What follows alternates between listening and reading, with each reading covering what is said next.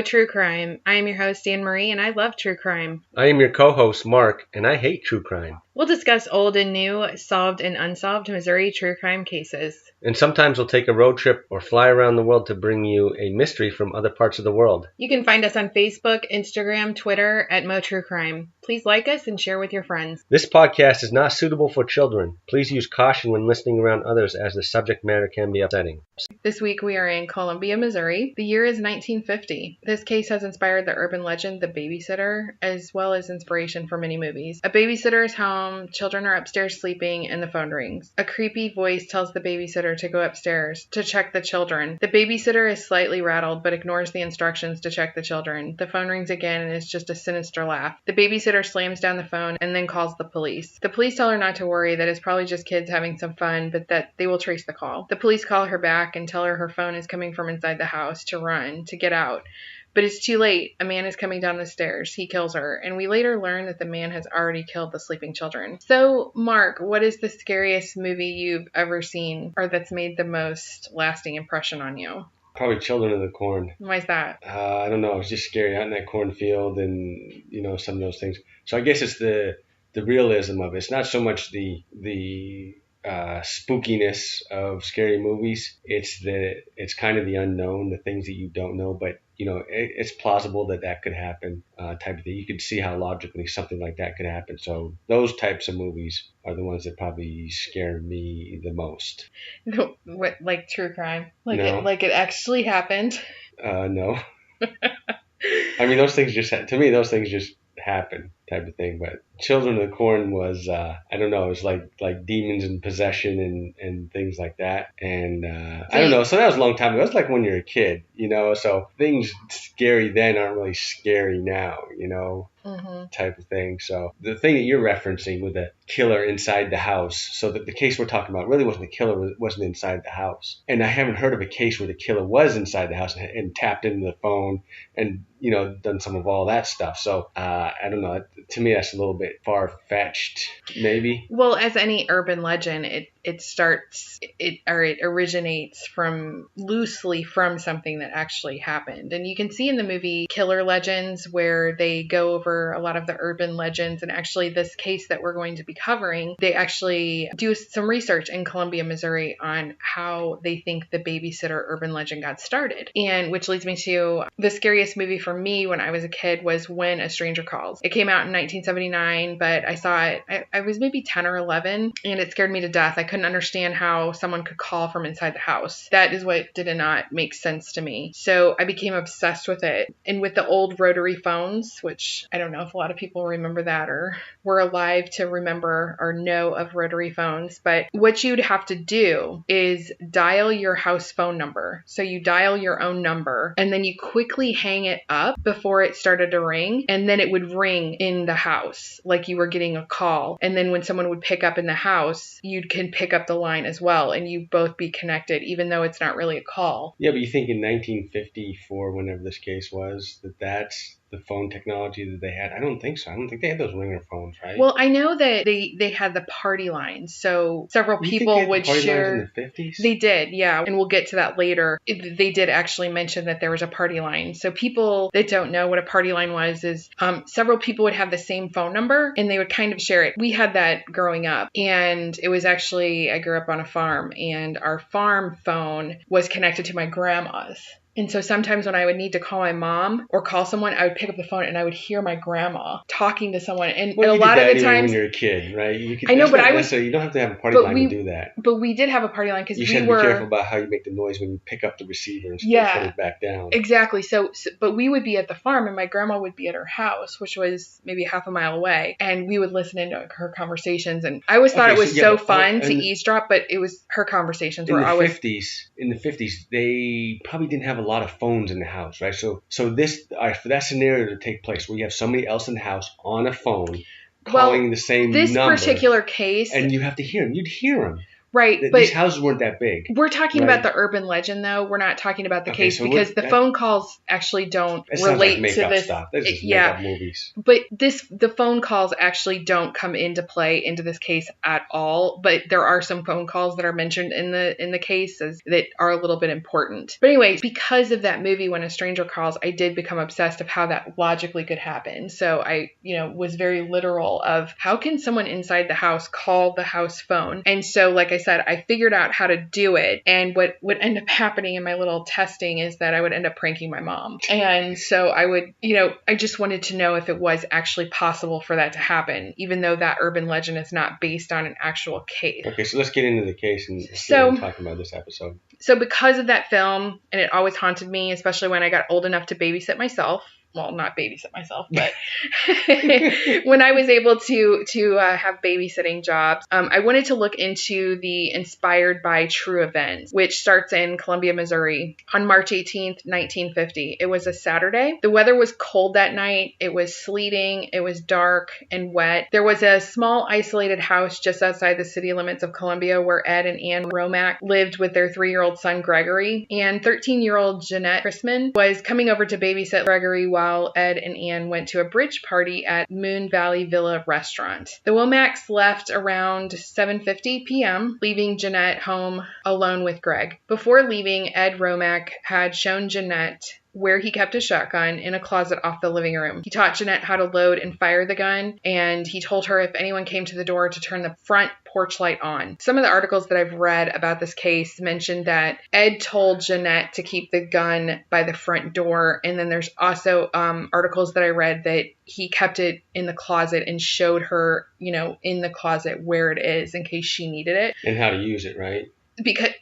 And how to use it. And so I'm not really sure if it was out in plain sight by the front door or if it was in the closet. It's a little hazy. Around 11 p.m., Officer Roy McGowan received a phone call at the police station that sounded like a young girl screaming hysterically. Officer McGowan reported that her voice suddenly died out and I was unable to get her to give me a street number to go to. At the same time, Ann Romack called her home to check in on Janett and her son, but received a busy signal. And she had thought at the time somebody was on the party line. She didn't think it was Janett. She just thought someone else was on the party line. So that's why I knew that party lines did exist back in 1950 because that was actually mentioned in the article. So the police they received this phone call, but they didn't do anything. They couldn't. In all fairness, they couldn't do anything, right? I mean, you get a call, you can't figure out what's going on. Probably didn't have technology to trace. No, they didn't where this back is then. coming from, right? I think. Right. So the police were actually, they were actually unable to do anything because the person on the line could not give an address. Around 1:35 a.m., the Romacks returned home to find Janett lying on the floor of the living room. Her hair was damp with blood. She was bruised. Her skirt was pushed up to her waist, and there was a cord around her neck. She was dead. She had puncture wounds around her scalp. The cord had left deep grooves around her neck. Janett had been raped and strangled. Toddler Greg was asleep in his bed, so he must have slept through this entire thing. Both the front and the back door were unlocked. The back door was wide open, and a side window was broken. The front porch light was on, and the Venetian blinds were open in the living room. There was what appeared to be a struggle from the kitchen phone in the kitchen to the living room, and Janett's face was scratched. She had been hit with a blunt object.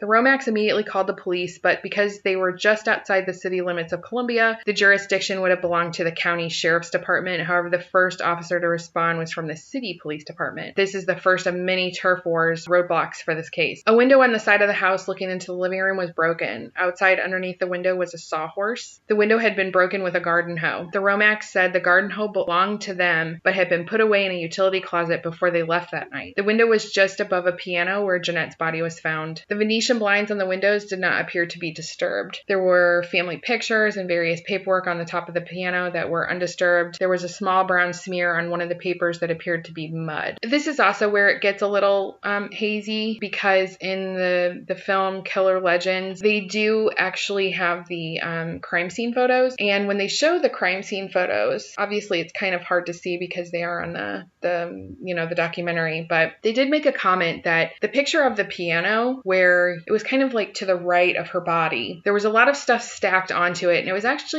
was disturbed, and all the accounts had said it was not disturbed. It was a little, there was maybe mud or a smear on the papers, but there was actually a broken glass that it looked like it had fallen off onto the floor from the piano, and it did look disheveled to me. I don't know if you... I guess I didn't pick that up because I don't know what they do in the crime scene. When they go and investigate a crime scene, do they not move anything for like days and days? Or how does that... I think it just kind of all depends, and we're also talking people about are living there, right? Where do those people go? Like the parents of that toddler, while they may have stayed with relatives or something. You don't think they stayed in the house? No, I doubt it, but in 1950, I don't think crime scenes were handled like they are today because the technology just wasn't there, DNA, and there's no mention of fingerprints. Also on that documentary, they do have a friend of Janett that was the same age as her, and she talks about babysitting that night as well. And a night, I guess a couple weeks before, she mentions that I think it was the night that Janett was murdered, she actually got a really bad feeling. Yeah, she went to lock her door or something, right? She locked all the doors, and there were things going on in Colombia, which we'll get to, but and there was a bad storm that night though too. Yeah, it was kind of a creepy night out. I think it was thunderstorm, wasn't it? Thunderstorms passing through, so that's where the mud would have come from. Right. In the documentary, it does look in the photographs from the crime scene that the piano was a little more disturbed than they had initially said. They were convinced that they came in that window, but were really unsure of how they didn't really make more of a mess. And in one of the pictures, it shows the Venetian blinds. And these are the old Venetian blinds that are kind of wide, and they're the metal. They were easy. I remember my grandparents had those in their house, and they were really easy to bend. Make a wrinkle or crease in them or something. Yeah, and you could bend them back, but they always had that little crease in them. So I'm sure I probably, bent one or two in my lifetime. But I remember looking at the photograph, and the only thing that stood out, which, this will be on the blog, the photograph that I'm speaking of, when you looked out, when the Venetian blinds were closed, and even now the blinds I have on my windows, you lift one up, just one, to see out. And in the photograph, there is one higher up, maybe like a fourth of the way from the top it's kind of locked in that position of someone looking out, and the rest of it looks undisturbed. They're not bent, they're in the position that they should be in. So I'm not entirely convinced that even though that window was broken, that they came in that way. So at the time they had these peeping Toms.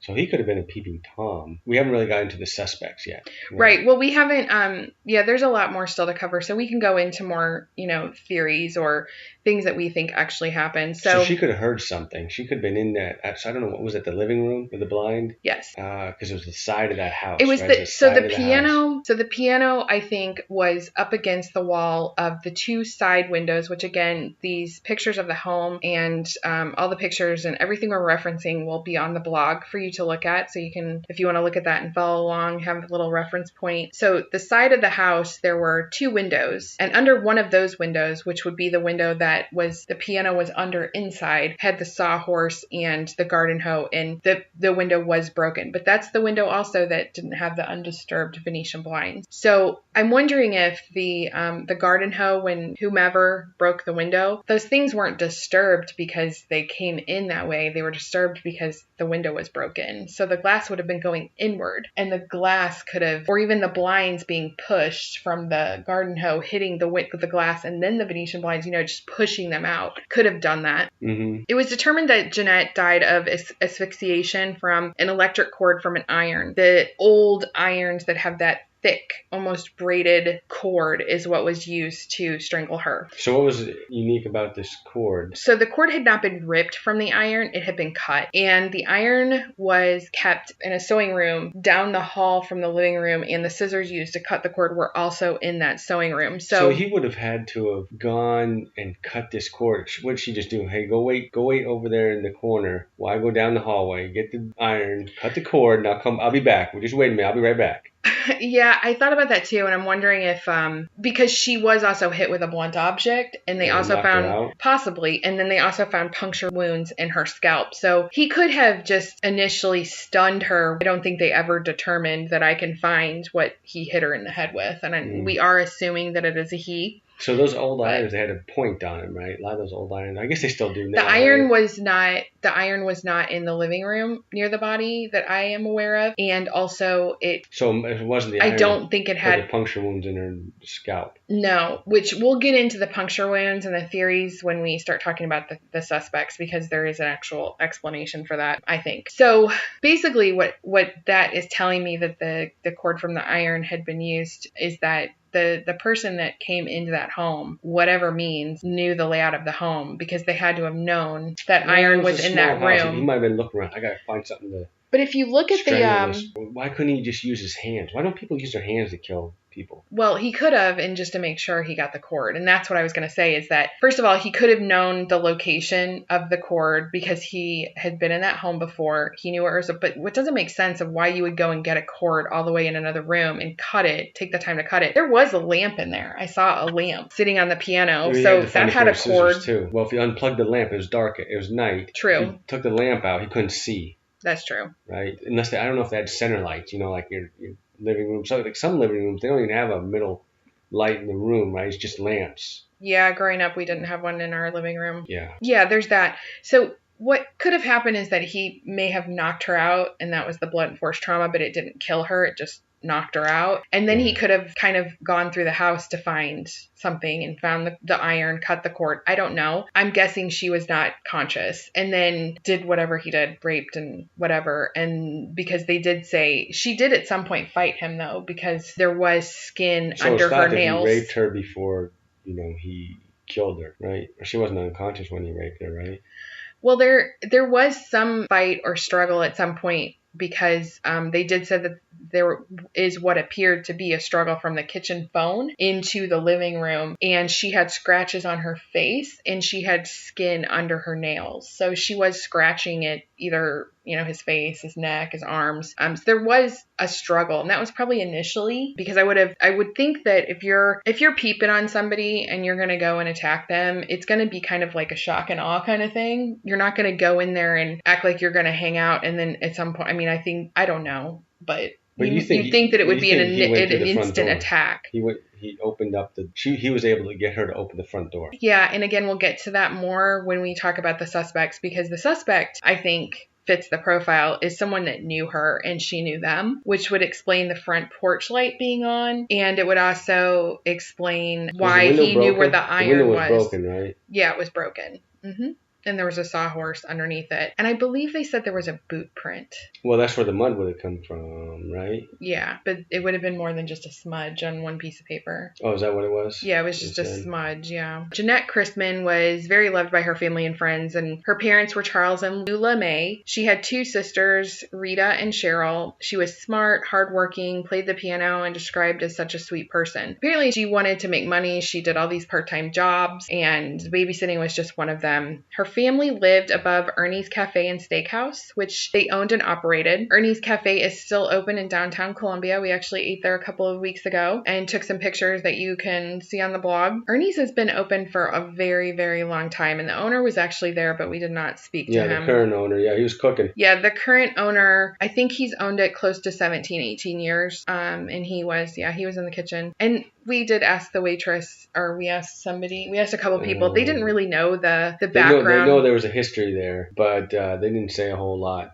They didn't really know about the murder. But they were young too, type of thing. Yeah. So the Romax was one of the two families that she was allowed to babysit for. And the second family, aside from the Romax, was the Muellers. So she babysat for two families. She worked in the family restaurant, and she had her little side hustles going on. She wanted to make money. She was hardworking. A week before Janett was murdered, her friend Lois Terry was babysitting when a man knocked on the door. She thought his face looked evil, and she did not open the door. When she found out Janett was murdered, she thought she was the intended victim and never babysat again. This kind of thing didn't really happen in Columbia, so it was very frightening for teenage girls, for college students. Yeah, because there were a couple of rapes in that 4 or 5 year period. Stevens College girl, right? Yeah. MU. And there's a lot of peeping Toms in Columbia around that time as well. So both county and city police wanted to lead the investigation and believed that Janett did not know her attacker, that he came through the broken window and fled out the back door. Later, after the county police did their investigation on the crime scene, it was determined that the intruder came in through the front door after Janett answered the door. She answered the door because she knew him. They came to this conclusion mostly because the piano had just been whacked and there were no scruff marks on the surface. This is the piano that's right next to the window that was broken. Right. They also believed he came in the front door because the door was unlocked. When the Romax left, it was locked. Also, the porch light was on, and as I said, Ed Romack had told Janett to turn it on if she was going to answer the door. The shotgun by the front door, again, some said it was in the closet, some said it was by the front door, but the shotgun by the front door, assuming it was there, was untouched, which would be more evidence towards the fact that Janett knew her attacker. Lastly, the iron cord must have meant the attacker knew the layout of the house or knew that the iron was there. The city took the stance that the intruder was a stranger to Janett. So the city's running the case at this point. Well, I think there was still a fight of who was going to lead the investigation. So I think both agencies were working on the case, not so much together or collaboratively. So the city took the stance that the intruder was a stranger to Janett, who just took advantage of a girl found alone. This led to a lot of men being hauled into the police station to be questioned, and most were black men. The county started with those closest to Janett, starting with the Romax. Both Ed and Ann had solid alibis and were ruled out. They had been,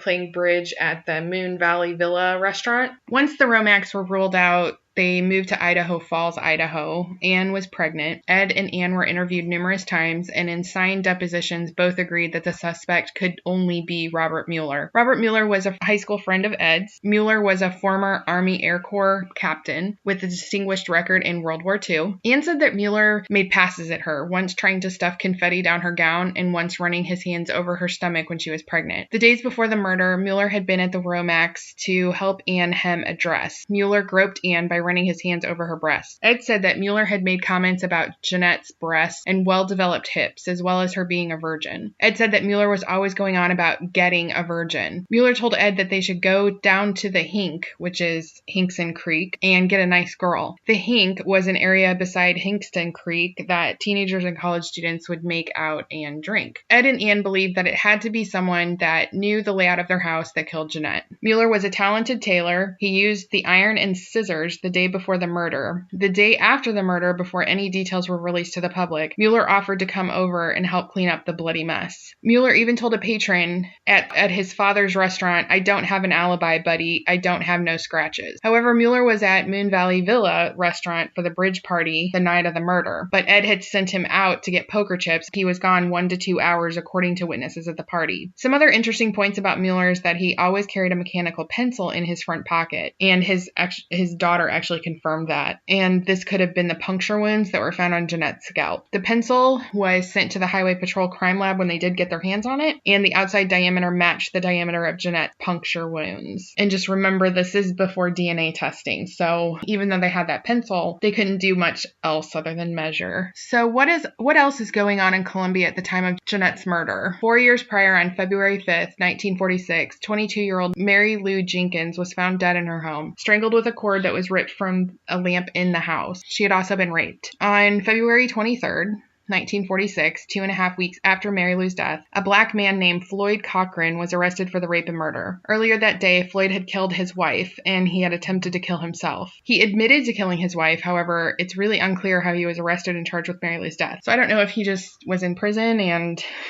they were like, "Oh, and by the way, you did this too." Yeah. So Cochran was, he was actually executed on September 26, 1947, which was about a year and a half after his arrest. Was he executed for what murder? Well, he was charged with both, his wife and Mary Lou, and he did admit to killing his wife, but they didn't play around back then. So once you were accused of something, a year and a half later, he was already executed. So we can't go back and really get any details. But he admitted, so that the police went and asked him in jail. He was in jail. How long did long had he been in jail? In the last couple of years, they've kind of exonerated him for Mary Lou's death because they have made the connection between the rapes that were happening in Columbia, Mary Lou's death, and Janett's death, that they're all very similar. So how did he kill his wife? I don't know. I'm not really sure. So it wasn't strangulation, no. So we have 2 cases of strangulation pretty close to each other. And the thing is that we actually drove the route from Janett's house to Mary Lou's house. Mary Lou's house is actually still there, which we were surprised about because it was a tiny little house, and it's actually still there. So Mary Lou was murdered. It was about 4 years before Janett was, and it was the distance between their homes are 0.42 miles. I'm sorry, not from Janett's house, but from where she was babysitting at the Romex. And then there's also the similarities. Mary Lou was 22, Janett was 13. I don't think that's a similarity. I mean, it's the same age range. Not really. I mean, there's a lot of development that goes on. Well, I think that would be considered the same kind of age range because Janett looked very mature. She did not look like she was 13 to me. I mean, have you seen the You've seen the pictures. I've seen the pictures. She doesn't look like a 13-year-old, and I never looked my age either. I always looked older. I thought I was buying cigarettes for everybody. Do you think you look older now than what age you really are? Oh, no. Oh, okay. I look younger, of course, but back then when I was 13, people thought I was, 16 22? or 17. They thought you were 22? Probably not 22, but I mean, when somebody's like profiling someone though, they always say like a man between 25 and 40, they can use that's okay. That was one of the similarities. So Mueller, so you think Mueller killed this other girl to his 22-year-old? Okay, well, we're getting to that. But whether you believe the age ranges are similar or not, they were also both home alone at the time they were murdered, and they were both strangled with a cord from within the house. Okay, as opposed to being home alone, as opposed to being home with somebody else when you're married? Well, I'm thinking that, Mary Lou lived with her mother, so someone had to know, whoever murdered her had to have known that she was home alone. And she had walked home she was going to, I believe, Stevens College. So the guy that they walked home, so somebody could have followed her, seen her walking, and followed her, or someone had been stalking her and knew her habits. Did Mueller know this 22-year-old girl? So, you said you're getting to that. Yeah, so let me get to that. So both the attacks were, and really they're not that far apart. They aren't that far. And back then I think there's a lot less houses between. There were. Yeah, there those were homes. So. Because the Romex house was like completely isolated. I mean, it was the only house on that street, and it was kind of up on that hill. Which we did drive by there. There will be pictures of what it looks like now. They flashed their front porch light at us when we drove by. Yeah, we drove by at night because I just wanted to see kind of the feel of it, and it was kind of creepy on that side of town. I mean, maybe it's because I know what happened, yeah. But it's very quiet and it's a little creepy, and there's probably about 4 houses right there. The way that house, the Romex house, sits, it's kind of. It sits complete. You can tell that neighborhood was built around that house because the way it sits is completely different. It doesn't face the street, but it doesn't face, it's kind of weird the way it faces. Yeah. And then it's almost like a roundabout there. Yeah, and then it kind of goes into a cul-de-sac, and the houses all around it, which are very close now, they all look the exact same. So that always creeps me out. And then Mary Lou's house, it's a really small house, and it's actually kind of weird too. You can tell it's older because it actually faces the street you turn off of so the main street that you turn off of to go onto the street, it actually faces the main street. It doesn't face the street it's on. And all the other houses face that street. So that's a little weird too. You can tell it's older. Yeah, but you say these houses are small, but I think back then houses were on average a lot smaller than they are today. I know, but if you see the pictures, it looks like kind of like a tiny house. I mean, it's very small. Because it's kind of by itself too. Right, but when you actually turn on the street, you can see that it goes back. And maybe it was an addition, but it does go back a little bit. So there wasn't, after those 2 rapes, there wasn't another rape reported in Columbia until October of 1949. And that was a 16-year-old girl that was raped in her home by a man wearing a white sack over his head, and holes were cut out for his eyes. Weeks later on... That'd be spooky, right? Scary. I mean, you wouldn't want to see that, Right. Yeah, that would totally scare me. Weeks later, on November 29th, 1949, 18-year-old Sally Johnson reported an attempted rape at her parents' home while she was there alone and asleep on the couch. And that rape was a block away from the October rape. All the attacks were very close, within blocks of Robert Mueller's home. Mueller went to high school with Mary Lou. So there's your connection there. So Mary Lou Jenkins that was murdered, he went to high school with her at Hickman. Right. Who have the absolute worst mascot in the history of mascots. It's a QP. if anybody knows what that is, it's a little baby. It's just it's the lamest mascot. And when you go to Hickman, it's everywhere. You might have listeners that graduate from Hickman. I know, but there's lists. If you do, like America's worst mascots. We're talking about a serious subject here. Hickman's high school in Columbia will be on there. Okay, anyways. So he went to high school with Mary Lou and at Hickman, and they both participated. Did he know the other girls? Did he know all those girls? I don't think there was a connection to any other girl but Mary Lou, and of course he did know Janett.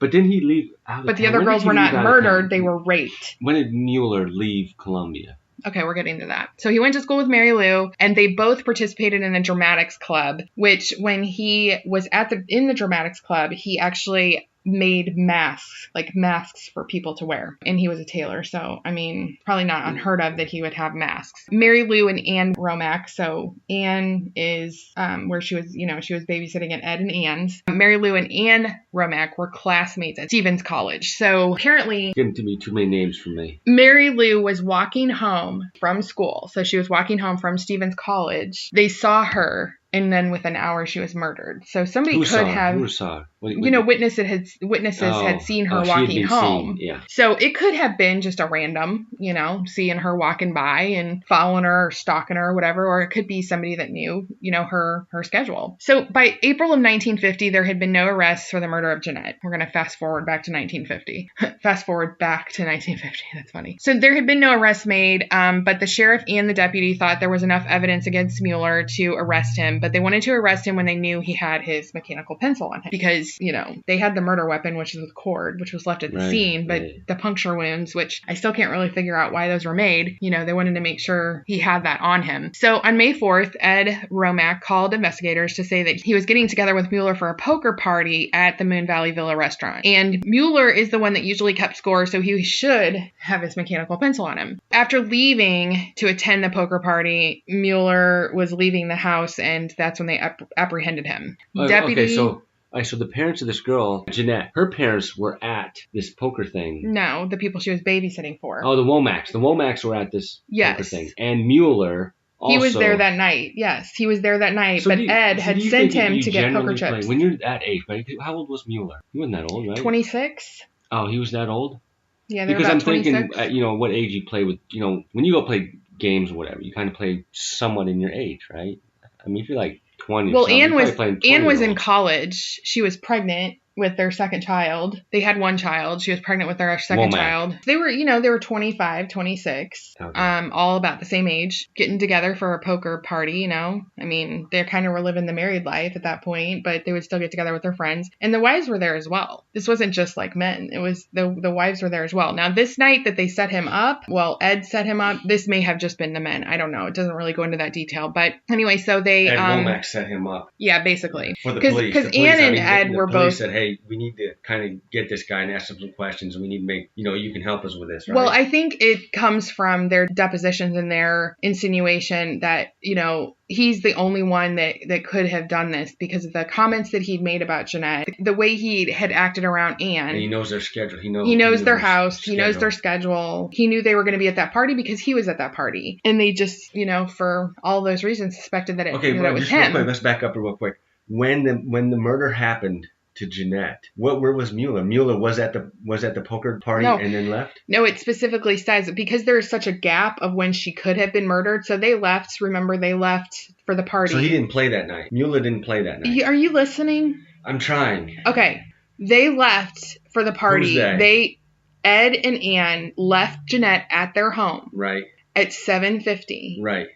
They go to the Moon Valley Villa restaurant to play bridge. Right. They didn't get back until 1:35. Okay. So Mueller's not going to play bridge. Mueller doesn't. He was. Mueller went and played bridge that night. What I'm saying is, from 7:50 to 1:35 is the gap of when she could have been murdered. Yeah, but where was Mueller? He was at the bridge party. The whole time? Yeah.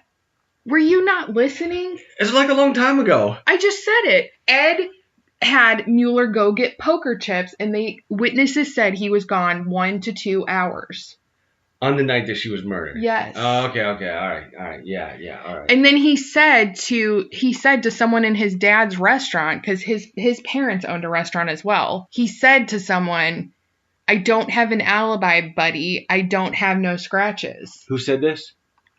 Mueller Okay. said that, where he doesn't have an alibi, but he also doesn't have scratches on him. And I guess he's thinking, he had to have some kind of physical. You seem kind of cocky. Yeah, that's what I got too. Okay, so anyway, so he's leaving to go to this poker party that Ed kind of set up, and he's apprehended by Deputy Wiedemeyer. He gets into Mueller's car, which I find that's a little weird. So this is the sting. This is when they're setting him up. Yeah, they apprehend him, and as he was getting in his car, and instead of them putting him in his car, like a police car, the deputy gets into Mueller's car. And Mueller actually, so the deputy ordered him to drive to the countryside to Wiedemeyer's farm. Okay, mistake number one. When they arrived, the Sheriff Powell, was already there. Okay, so they were waiting, the sheriff was waiting. So there's a deputy and a sheriff. Yes, and there was no arrest warrant. And they questioned him all night. And there was also another guy there, and it was attorney Stanley Ginn, who his client was Jake Bradford. And Jake had been charged with 2 assaults before Janett was murdered. And it was those other 2. So why was the attorney there? Why is there 2 cops and an attorney?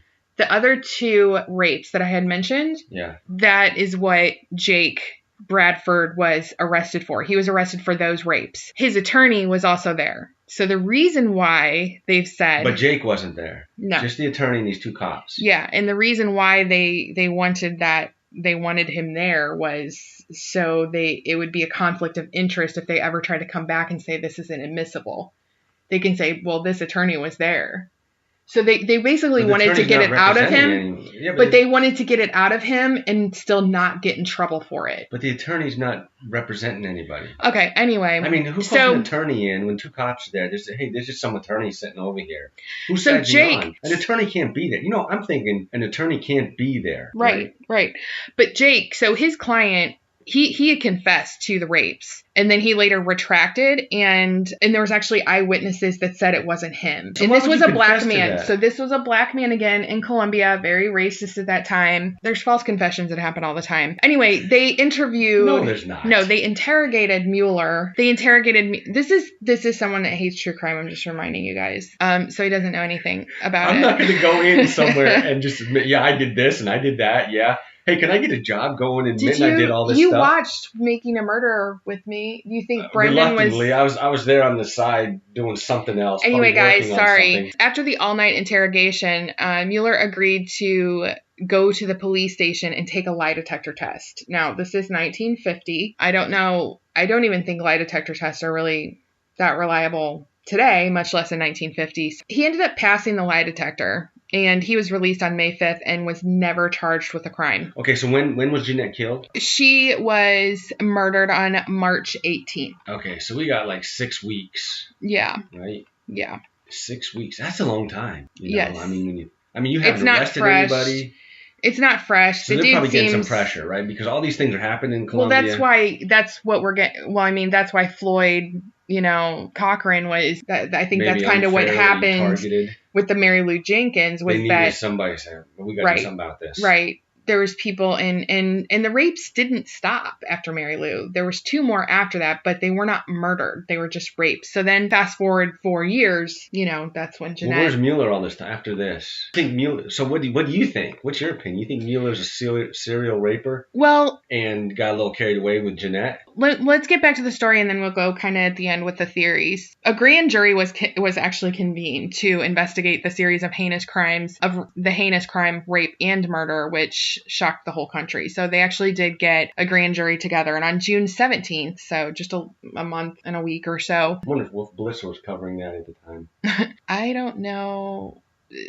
He was probably like a kid. Anyway, so on June 17th, there was no formal charge. The 12 jurors criticized the lack of cooperation between the police department and the sheriff's department. And there was actually rumors back then that the jurors were paid to not deliver a suspect. So a little bit conspiracy theory that jurors don't deliver suspects. They hear evidence, right? They took to the grand jury all the evidence against Robert Mueller, and they failed to see that he was the suspect. There's a case, enough information to make a case, right? Yes. Less than 2 months after the grand jury failed to indict anyone, Mueller sued Powell, which is, the sheriff, and Wiedemeyer for $400,000, claiming that the sheriff and the deputy had violated his civil rights and conspired to influence the grand jury to indict him. And actually, if you actually search... Did they win? The law enforcement did it. They won, yes. Wait. Who won? He got law enforcement. No, law enforcement. Okay. So, but if you actually search Mueller versus Powell, you can actually find the court document online, which I think is crazy. But yeah, it's there if you want to read it. Very boring. The actual case lasted 3 years. August 9th, 1950 to June 1953. And in June of 1953, the 8th Circuit Court of Appeals upheld the district ruling in favor of Powell and Wiedemeyer. Mueller had already left Columbia by this time. He left in 1951 and re-enlisted in the Air Force and moved his family to Tucson, Arizona. Is he still alive? He is not. Wiedemeyer testified that Mueller told him that I might have done it and forgotten it. I do things and forget them, regarding Janett's death, which seems very... I told you he was cocky. That's very flippant. He moved to Tucson, Arizona. He is known to have come back to Columbia for a high school reunion, the Cupies, and remained in the Air Force most of his life, serving in Korea and Vietnam. He retired as a major and lived in San Jose, California. He died on July 5th, 2006. No other suspects were ever arrested or charged in the death of Janett Christman or Mary Lou Jenkins. Janett's parents stayed in Columbia for many years. They owned Ernie's Steakhouse for 25 years before they retired. Charles Christman, her dad, died in Columbia in 1974, and her mom, Lula Mae, moved to Kansas City shortly after that and died in 2009. Oh, wow. Their daughter... Yeah. Janett's sister, Rita, lives in Kansas City, and her other sister, Cheryl, moved to Florida. I think that it probably was Mueller. I was really curious in Tucson around 1951 to basically in the 1950s, if there were any unsolved rapes and murders of, young girls. I couldn't find anything. But then I got to thinking, if it was anything like Columbia... at that time, it may not be showing up as unsolved because it was solved because somebody else took the rap for it. I didn't do a whole lot of digging, so I don't know, maybe somebody knows of a case out there that sounds really similar to this. I couldn't find anything in San Jose really either, so I don't know if he just was that person that just did 2 murders and never did them again. You think he did 2? You think he did both the strangulation? Yeah, I think he did the Mary Lou Jenkins, and I think he did Janett Christman. Yeah, I think he did both the murders. Why? The rapes and murders. And I think it was sexually motivated. Did he marry? Yeah, he was married. Mm-hmm. Did he ever get divorced? He had 2 kids. Not that I can find. No. Yeah, I guess he was in the Air Force. He had served in World War II before the murder. He obviously kind of had a double life. Why do you say that? Well, if he's the one committing these murders and he's also this military guy, that's kind of a double life. You don't know if he committed the murder, so you can't say he has a double life. You don't know, right? Well, if he did obviously do I'm it, then he speculating. has a double life. That's what we're doing now, is speculation and theories. My speculation and theory is that he did have a double life. Obviously, some sort of intelligence to not do this on a regular basis. And you know what? He may have been the one that was raping those girls as well. Mary Lou and Janett may have fought and it just got out of control and he had to silence them, and maybe the other 2 didn't fight him and just laid there because they wanted to live. Who knows? And maybe he did continue to rape. He didn't have any scratches. Right? He said, I don't have any scratches. Nothing on me. I'm just speculating. I'm sure those cops looked for that. He may have been so cocky. I doubt it. But he may have been so cocky saying, I don't have any scratches on me. But he did. On his back or his chest or somewhere they couldn't see from clothes. You don't think they would have looked? I don't know back then. I don't know if they checked at that. You'd think so, but it's Columbia. It's 1950. I don't know what they did back then. I don't know what their procedures were. Maybe they did. Or maybe they just looked at what was exposed. Like his hands was probably, in his face and neck. And maybe that's it. They just kind of visually looked at it. I think now, if you're being questioned in a crime. Your strip search? No, your arms, your hands and your palms, they're photographed. And then they do, I think, make you take off Spread your cheeks. Your shirt. I don't know. I've seen a lot of those interrogation videos, and especially if you have tattoos. Tattoos are pretty identifying, so we'll take pictures of those. I thought that was more for gang related. They do it too, I think, for like maybe victims. They show the victim picture. Hey, you recognize this. Or the victims, like, do you remember any tattoos or anything like that? I think that Robert Mueller probably did. And I think when you're friends with someone and your friends think you did it, that speaks volumes right there. If you've got two people, it has to be him. To have so many rapes, and to me anyway, rapes going on and murders.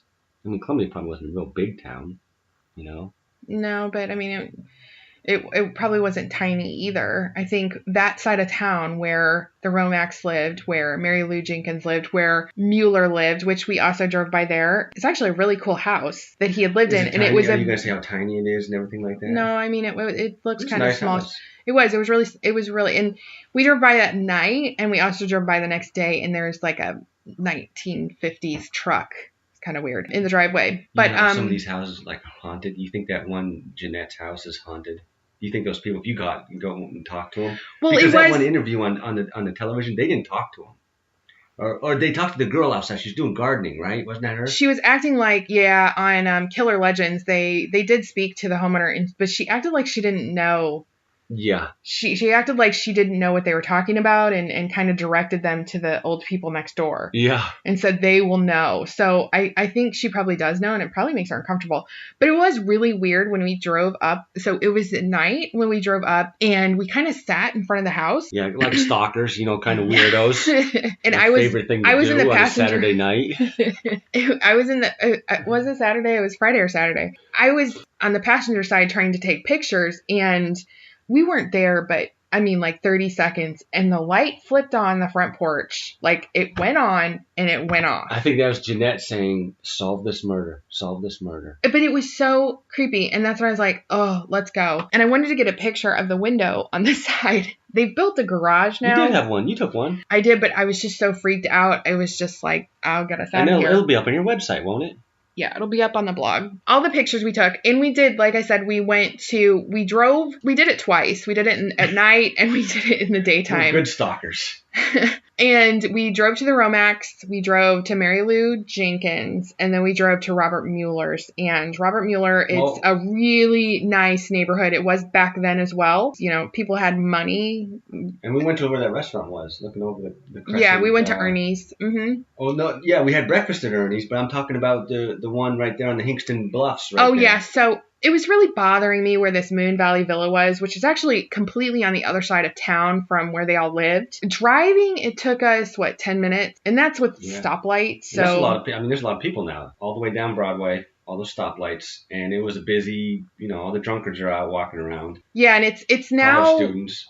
It's now an office building, and it looks like it's 3 levels. So I don't think that's the original building. It was described as a flat and long building, which is really not what this is anymore. But it based on everything I read, this is the building and the location. So we have pictures of that as well. And like I said, it's about a 10-minute drive, but that's with the stoplights. It may have taken a little less time then, a little more rural probably. Not as much traffic, especially at night, when the Romax were driving home. And it wouldn't have taken, I just thought of this, but it wouldn't have taken Mueller very long to have gotten back. Right, probably 15 minutes out, do the dirty deed, 15 minutes back, right? And you said he was gone 1 to 2 hours. Yeah. I mean, he would have had plenty of time to drive there to rape and murder her and then drive back, especially if it was more leaning towards 2 hours that he was gone. And it's not like he did cleanup, I mean, he did what he did, drove there, did it, drove back. It could have been, hour and a half, 2 hours. All of this stuff that we did. And still get the poker chips. And still get the poker. He had to go get the poker chips. The poker chips could have been, you know what? I wonder if anybody asked the Romax that. Did they have poker chips at their house that were missing? Where would he get them from? That's where he had to go, back to their house to get the poker chips? Or a friend's house? That does kind of not make sense. Dang, I think I just solved this case. This is the second one. I think you might have. If he sent him out to get poker chips, where did he send him? I didn't see that in any of the notes. That's where Janett was. That's why he went over there, right? But why didn't they just come out and say that? Maybe at that point they were trying to cover for him. I don't know. We don't really know that. And unfortunately, if you watch Killer Legends, they can't find a record of this case anywhere. So it's all in the Historical Society and articles from then, recent articles. But, a lot of these people aren't here anymore. The people that are, the baby that she was, or the 3-year-old that she was babysitting for, Greg, he apparently lives in Alaska. I think he's in his, I want to say 70s or 80s now. I did find him on Facebook, but I didn't message him. Anyway. No, he cannot be in his 70s or 80s. How old was he? He was 3 in 1950. All right, so that's like 68, 71. Okay, I think I said 70s, didn't I? I did. I think it was Robert Mueller. I think thinking about the sending him for poker chips makes it even more now. I didn't even think of that until now. That I thought of that, actually. All the places we went and what it looks like now. I do have pictures of what it looks like then. You can do a little comparable side by side of what it looks like now. That'll all be up on the blog, and we will see you next time. They should have taken those poker chips and looked for blood. Right? I know. I just don't think that they did that kind of stuff. He would have had to kill her first, then get the poker chips. But think about it. Because he's not going to go get those poker chips first. Because he's thinking, I don't know if I'm going to have enough time. I'm going to do the dirty deed first, then get the poker chips. Right? But what if they were at the Romax? What if the poker chips were from the Romax house? Where Janett was. Yeah.